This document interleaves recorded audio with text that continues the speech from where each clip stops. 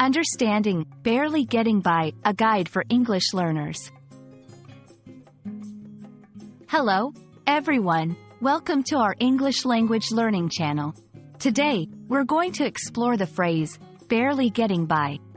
This is a common expression in English, often used in everyday conversations. Understanding such phrases can really help you in grasping the nuances of the English language. So, let's dive in.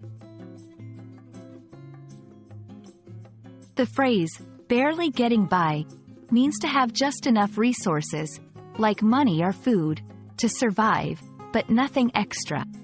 It's often used to describe a situation where someone is struggling to meet their basic needs. The word, barely, implies that it's a close call. They are just managing, but it's not easy.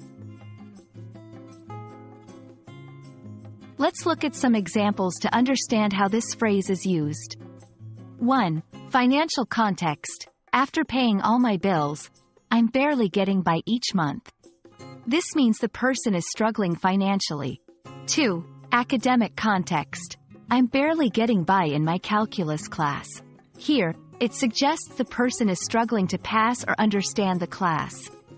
3. Work context. With the current workload, our team is barely getting by. This implies that the team is struggling to meet demands or deadlines. Understanding synonyms can broaden your vocabulary.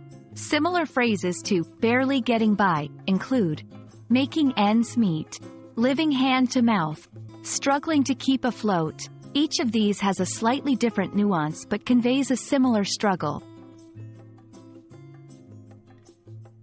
While barely getting by is often used in a financial context, it can also apply to other situations like emotional states or health.